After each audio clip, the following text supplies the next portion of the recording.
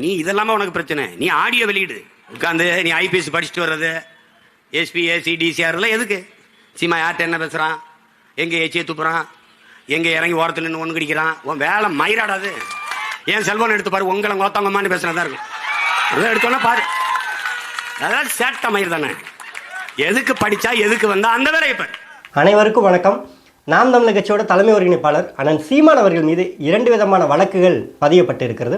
ஒன்று, திருச்சி எஸ்பி அவர்கள் வருண்குமார் ஐபிஎஸ் இந்த வழக்கு போட்டிருக்காங்க. இரண்டாவதா, நேற்று நடந்த கண்டன ஆர்ப்பாட்டத்தில் நாம் தமிழர் கட்சி அனுமதி இல்லாமல் போராட்டம் நடத்தியிருக்காங்கன்னு சொல்லி அங்கே ஒரு 300க்கும் மேற்பட்ட நிர்வாகிகள் மீது வழக்கு பதிவு செய்யப்பட்டிருக்குது. இந்த 2 வழக்குகளையும் காரணம் காட்டி அண்ணன் சீமான் அவர்களுடைய அரசியல் வாழ்க்கைக்கு ஒரு முற்றுப்புள்ளி வைக்கணும், அவருடைய அநாகரிக பேச்சுக்கு ஒரு முற்றுப்புள்ளி வைக்கணும். இனிமேல் சீமான் பொதுக்கூட்டத்தில் இப்படி பேசவே கூடாது, குறிப்பாக ஐயா கருணாநிதி அவர்களை பற்றி அவர் பேசவே கூடாது. ஏன்னா நேற்றைய பொழுதில் இந்த 2 வழக்கு வருவதற்கு முக்கியமான காரணமே என்ன அப்படின்னா, அண்ணன் சீமான் அவர்கள் ஐயா கருணாநிதி அவர்களை பற்றி ஒரு பாடல் ஒன்றை பாடியிருக்காங்க. கடந்த முறை பாடியது போல தமிழ்நாட்டுடைய அரசாங்கம் ஒரு வார்த்தையை பயன்படுத்தக்கூடாதுன்னு சொல்லியிருந்தாங்க. அந்த வார்த்தையை பயன்படுத்தாமல் அண்ணன் சீமான் அவர்கள் புதிய ஒரு முயற்சியில் ஒரு புதிய வரிகளை அமைத்து ஒரு பாடல் ஒன்றை பாடியிருந்தாங்க. இன்றைக்கி இணையதளத்தில் அதுதான் ரொம்ப பிரபலமாக ஓடிக்கிட்டுன்னு நினைக்கிறேன். அதாவது நல்ல பாடல்கள் இந்த சமுதாயம் வரவேற்கணுங்க, குறைந்தபட்சம் மதிப்பளிக்கணும். ஆனால் இவர்கள் அதை பண்ணுறதுக்கு தகுதி இல்லாதவர்களாக இருக்கிறாங்க. நம்ம என்ன செய்கிறது? சரி, நம்மளால் முடிஞ்சது அந்த பாடலை பிரபலப்படுத்த வேண்டியது அண்ணன் சீமான் அவர்கள் நேற்று பாடிவிட்டாங்க. அப்போ இதையெல்லாம் ஒப்பிட்டு பார்க்கும் பொழுது சீமான் இது போன்ற அரசியலை இனி வருங்காலங்களில் எடுத்துக்கொண்டு இருந்தார்னா நம்மளுடைய அரசியலுக்கு ஆபத்து என்கிற விதத்தில் திமுகவுடைய அரசாங்கம் என்ன பண்ணுதுன்னா, சீமானை எப்படியாவது சிறையில் அடைக்கணும், கைது செய்திடணும், வேறு வழியே கிடையாது. அண்ணன் சீமான் அவர்களே கைது செய்தே ஆகணும். ஒற்றை காலில் நிற்கிறாங்க. கொக்கு மீன் வர்ற வரைக்கும் ஒற்றை காலிலே நிற்குமா, வந்த உடனே அதை கொத்தி தூக்கிட்டு போயிடும். அதுபோல் இன்றைக்கி உடன்பிறப்புகள் அனைவரும் என்ன நினைக்கிறாங்கன்னா, வழக்கு போட்டாச்சு, அது வழக்கறிஞர் நோட்டீஸாக அனுப்பியாச்சு, சீமான் வாங்கினாரா வாங்கலையா, உடனடியாக எப்போ கைதுன்னு சொல்லி நல்ல நேரம்லாம் பார்த்து கொண்டு இருக்கிறாங்க உடன்பிறப்புகள். குறிப்பாக சமூக வலைதளத்தில் பாவம், அவங்களுடைய மனது எவ்வளோ புண்பட்டிருக்குன்னு நமக்கு தெரியல. 1000 இருந்தாலும் அவருடைய தலைவர், அவர்கள் ரொம்ப நேசிக்கக்கூடியவர், அவரே ஏமாற்றக்கூடியவர்கள் தான். ஏன் இதை ஏமாற்றக்கூடியவர் நம்ம சொல்கிறோம்னா, நல்லா கவனித்து பாருங்கள். ஒரு கட்சியோட தலைவருக்கு ஒரு அவமரியாதை நடந்திருக்குது அப்படின்னா அதை முதல்ல கண்டிக்க வேண்டியது யார்? அந்த கட்சியினுடைய தலைவர், அந்த கட்சியில் மிக முக்கியமாக இருக்கக்கூடிய அமைச்சர் பெருமக்கள். ஆனால் இதில் கால கொடுமை என்னன்னா, திமுகவை சேர்ந்த யாருமே இதை பற்றி கருத்து சொல்லலை. ஏன்னா சொல்லவும் முடியாது. இங்கே ஒரு அரசியல் என்ன அப்படின்னா, ஐயா ஸ்டாலின் அவர்களோ திமுகவை சேர்ந்தவர்களோ அண்ணாமலை எதனா ஒன்று கருணாநிதி அவர்களை பற்றி சொல்லிட்டா உடனே அறிக்கை விடுவார். அமித்ஷா சொல்லிட்டா உடனே அறிக்கை விடுவார். ஐயா எடப்பாடி பழனிசாமி சொல்லிட்டா அறிக்கை விடுவாங்க. ஏன் இன்னும் லெட்டர் பேட் இயக்கங்களாக இருக்கக்கூடிய யார் சொன்னாலும் சரி உடனடியாக அறிக்கை விடுவாங்க. ஆனால் நாம் தமிழர் கட்சி சொன்னால் மட்டும் இவர்கள் அறிக்கை விட மாட்டாங்க. ஏன் அப்படின்னா, மற்ற கட்சியிலெல்லாம் அவர்களுடைய தலைவர்களை அவதூறாக பேசும் பொழுது அவர்கள் எதிர் அறிக்கை விட்டாங்கன்னா கட்சிக்கு அது ஒரு வளர்ச்சி. ஆனால் நாம் தமிழர் கட்சியை மட்டும் எதிர்த்து இவர்கள் ஒரு அறிக்கையோ ஒரு கருத்தோ அண்ணன் சீமான் அவர்களையோ நாம் தமிழர் கட்சியோட பேரையோ பயன்படுத்திட்டாங்க அப்படின்னா அது நாம் தமிழர் கட்சிக்கு தான் வளர்ச்சி, அண்ணன் சீமான் அவர்களுக்கு தான் வளர்ச்சி. அப்போ இங்கே என்ன தெரியுது? தன்னுடைய தலைவருக்கு எவ்வளோ பெரிய இழுக்கு வந்தாலும் சரி அவன் வளர்ந்து விடக்கூடாது என்பதில் தான் இவர்கள் தீவிரமாக இருக்கிறார்களே ஒழிய அதற்கு நேர்மையான வழியில் எதிர்வினை ஆற்றணும் என்பதில் அவர்கள் தோற்று போய் விட்டாங்க.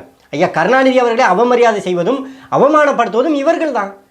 ஐயா ஸ்டாலின் இந்நேரம் என்ன பண்ணியிருக்கணும்? நாம் தமிழர் கட்சிக்கு எதிர்க்காக ஒரு அறிக்கை கொடுத்துருக்கணுமா இல்லையா? ஆனால் கொடுக்க மாட்டாங்க.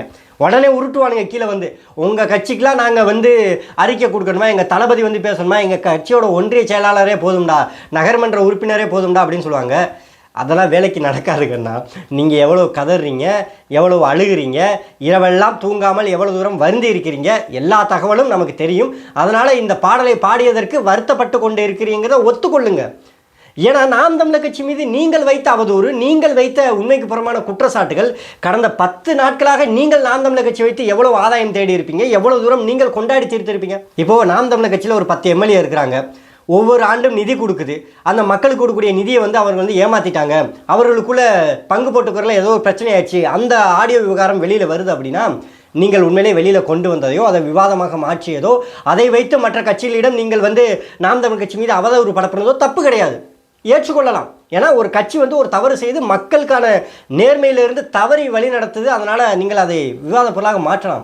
ஆனால் இங்கே நாம் தமிழர் கட்சிங்கிறது ஒரு கட்சியாக இருக்கிறது, அதிகாரத்திற்கு வரவில்லை, அது ஒரு தனித்த பாதையில் இயங்குது. அந்த கட்சிக்கு உட்பட்ட ஒரு விவகாரத்தை நீங்கள் பொதுவெளியில் எடுத்து நீங்கள் பரப்பி அதன் மூலியமாக நீங்கள் உங்களுடைய ஆதாயம் தேடிக்கொள்வது என்பது மிகப்பெரிய ஒரு கேவலமான அரசியல். அந்த அரசியல் என்பது நீங்கள் நேர்மையான முறையில் கூட அதுவும் செய்யலை.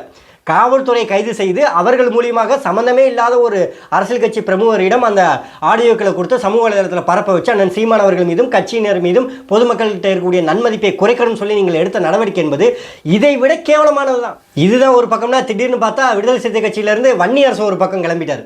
அவருக்கு என்னமோ கருணாநிதி மேலே அவ்வளோ அளவு கடந்த பாசமோ என்ன பற்றோ தெரியல. பொது தொகுதிக்கு நீ எல்லாம் ஆசைப்படலாமான்னு கேட்ட அந்த தலைவர் மீது தான் இவங்களுக்கு அவ்வளவு பற்றாட இருக்குது. ஏன்னு நமக்கும் தெரியல.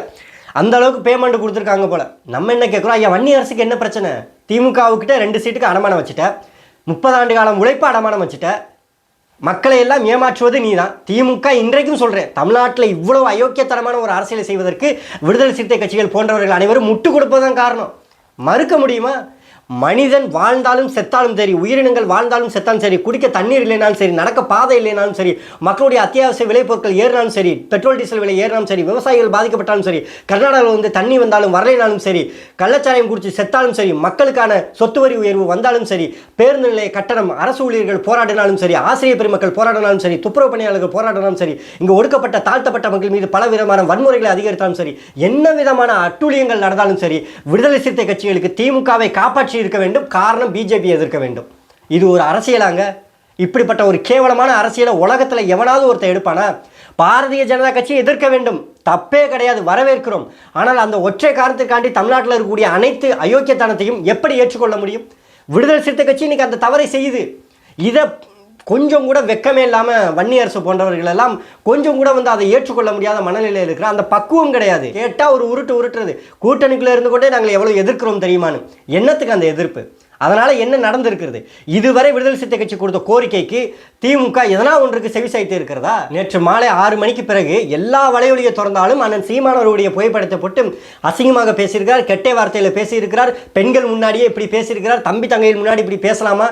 ஏன்பா, திமுகவில் வெற்றி கொண்டான் பேசும்போது உங்களுக்கு இல்லாத மானரோசம், திமுகவில் சிவாஜி கிருஷ்ணமூர்த்தி பேசும்போது இல்லாத மானரோசம், திமுகவில் தீப்பொறி ஆறுமுகம் பேசும்போது இல்லாத மானரோசம், திமுகவில் ஐயா ஸ்டாலின் அவர்கள் பேசாதா, இல்லை அமைச்சர் உதயநிதி ஸ்டாலின் பேசாதா, இல்லை ராசா அவர்கள் பேசாதா? இவர்கள் எல்லோரும் அநாகரிகமாக பேசும்போது ரசித்து கைதட்டி சிரித்து கொண்டாடி கொண்டிருந்த அந்த திமுகவுடைய உடன்பிறப்புகளுக்கு நாம் தமிழர் கட்சி மீது அப்பட்டமான அவதூறை பரப்பி கொண்டிருக்கக்கூடிய உங்களுக்கு உங்களுடைய ஆயுதத்தை எடுத்து உங்களுக்கு திருப்பி அடித்ததில் உங்களுக்கு என்ன வலிக்குதுன்னு கேட்குறோம். நாம் என்ன ஆயுதம் எடுக்க வேண்டும் என்பதை எதிரிதான் தீர்மானிக்கிறான். 1-2 பிரச்சனையா? தமிழ்நாட்டில் திரும்பிய பக்கமெல்லாம் பிரச்சனையாக தான் இருக்குது. மக்களுக்காக போராடக்கூடிய ஒரு இயக்கத்தை நீங்கள் இவ்வளவு அவதூறை பரப்புறீங்கல்ல, இவ்வளவு நெருக்கடி கொடுக்குறீங்கல்ல, சம்மந்தமே இல்லாமல் நேற்றையும் அவ்வளோ காவல்துறையை கொண்டாந்து குவிக்கிறீங்க. நாம் தமிழர் கட்சியோட எழும்பூர் மாவட்ட செயலாளர் ஐயா ஐயனார் அவர்கள் காவல்துறைக்கு கோரிக்கை வைத்திருக்கிறாரு. அவர் அனுமதி பெறுவதற்கான கடிதம் கொடுத்திருக்கிறாரு. இந்த தேதியில் காலை 10 மணியிலிருந்து மதியம் 2 மணி வரைக்கும் நாங்கள் போராட்டம் நடத்துவதற்கு அனுமதி கொடுங்கன்னு சொல்லி அவர் கடிதம் கொடுத்திருக்கிறாரு. காவல்துறை ஏற்றுக்கொண்டு இருக்கிறது. பிறகு எப்படி நீங்கள் வழக்கு பதிவு செய்வீங்க? 300க்கு மேற்பட்ட நிர்வாகிகள், எதன் அடிப்படையில் 300 பேர் நீங்கள் கணக்கு பண்ணீங்க? 300 பேர் யாருங்கிறது உங்களுக்கு எப்படி தெரியும்? அப்போ என்ன நோக்கத்துக்காண்டி நீங்கள் நாம் தமிழர் கட்சியை எதிர்க்கிறீங்க? நாம் தமிழர் கட்சி தவறான அரசியல் பேசுதுப்பா, சரிப்பா. அதனால் இந்த மக்கள் சந்தித்த பிரச்சனை என்ன? அதனால் இந்த சமூகத்தில் ஏற்பட்ட பாதிப்பு என்ன? ஒன்றும் கிடையாது.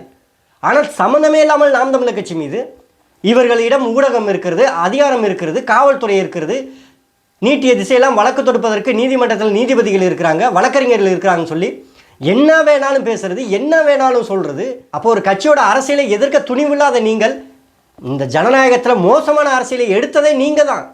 உங்ககிட்ட இருந்து இந்த மக்களை நாங்கள் காப்பாற்றுவதற்கு இவ்வளவு தூரம் போராடி கொண்டு இருக்கிறோம் தவிர எங்களிடம் இருந்து மக்களை காப்பாற்ற வேண்டிய அவசியம் கிடையாது. மக்கள் பாதுகாப்பாக தான் இருக்கிறாங்க. தமிழ்நாட்டில் மாவட்டம் முழுவதும் நாங்கள் போராட்டம் எடுத்தோம். நாம் தமிழர் கட்சி சின்னதாக ஒரு இடையூறு வந்ததுன்னு சொல்ல முடியுமா? ஒரு காவல்துறையோட மனசாட்சி தொட்டு சொல்லுங்கள், ஒரு காவல்துறையாவது சின்னதாக இந்த பிள்ளைகள் இந்த தவறு செய்துட்டாங்க, காவல்துறையோட பேச்சை கேட்கல, அதிகமான ஒலிபெருக்கி வச்சுட்டாங்க, சாலையில் இறங்கி வாகன போக்குவரத்துக்கு இடையூறு பண்ணிட்டாங்க, பொதுமக்களுக்கு குந்தகம் விளைவிக்கக்கூடிய வகையில் ஏதோ ஒன்று பண்ணிட்டாங்கன்னு சொல்லி இன்னும் சொல்லப்போனால் நாம் தமிழர் கட்சியோட தலைமை ஒருங்கிணைப்பாளர் சீமான் அன்னைக்கு தமிழ்நாட்டிலே கிடையாது. ஆனாலும் கட்சியோட நிர்வாகிகள் எந்த ஒரு பிரச்சனையும் இல்லாமல் மிக நேர்த்தியாக அந்த போராட்டத்தை முன்னெடுத்தாங்க. ஆனால் நாம் தமிழர் கட்சி மீது வழக்கு. ஐயா ஸ்டாலின் அவர்களுடைய தீர்மானம் என்ன தெரியுமில்ல? நாம் தமிழர் கட்சியோட பேரை நான் உச்சரிக்க மாட்டேன், சீமானவருடைய பெயரையும் உச்சரிக்க மாட்டேன், ஆனால் என் தந்தையை பற்றி பேசினதற்கு சீமானவர்களை பழிவாங்காமல் நான் விடமாட்டேன் என்பதில் தீவிரமாக இருக்கிறார். அதனால தான் என்ன பண்ணுறாரு, நேரடியாக ஐயா வருண்குமார் ஐபிஎஸ் அவர்கள் வழக்கு தொடுக்கிறாங்க. இந்த இடத்துல ஐயா வருண் ஐபிஎஸ் அவர்கள் ஒன்று நல்லா புரிஞ்சு கொள்ளணும். இங்கே அண்ணன் சீமானவர்கள் காவல்துறையவோ காவல்துறை உயர் அதிகாரிகளையோ யாரையும் தவறாக பேசலை. யார் அண்ணன் சாட்டை துரைமுருகனுடைய அலைபேசியிலிருந்து அந்த குரல் பதிவை வெளியில் விட்டாங்களோ அவங்க தான் பேசுனாங்க. இது தெரியாத ஐயா வருண் ஐபிஎஸ் அவர்கள் நேரடியாக அண்ணன் சீமான் மீது வழக்கு தொடுத்து அண்ணன் பாக்யராஜன் உடனே அதுக்கு எதிர்வினை சொல்லிட்டாங்க. நாங்கள் நீதிமன்றத்தை சந்திப்பதற்கு தயாராக இருக்கிறோம். நீதிமன்றத்துக்கு தெரியும்ல நாம் தமிழர் கட்சி தவறு செய்திருக்கிறதா, ஆபாசமாக பேசியிருக்கிறதா, உண்மையிலே காவல்துறையை ஆபாசமாக திட்டியிருக்கிறதா என்பது நீதிமன்றத்துக்கு தெரியும். இன்னும் இணையதளத்தில் தான் இருக்குது. 4 செவத்துக்குள்ளே பேசியிருந்தால் தான் நாம் தமிழர் கட்சி இதை மறுப்பதற்கோ எதனா ஒன்று செய்வதற்கோ வாய்ப்பு இருக்குது. எல்லா காட்சி ஊடகத்திலுமே பதிவு செய்யப்பட்டிருக்கிறது. அதை எதையும் வெட்டி ஒட்டி எதுவும் பரப்ப முடியாது. அப்போ நீதிமன்றத்துக்கு போனால் சீமானவர்கள் என்ன பேசியிருக்கிறாங்க, யாரை குறிப்பிட்டு பேசியிருக்காங்கிற எல்லா விவரமே நீதிமன்றத்துக்கு தெரியும்.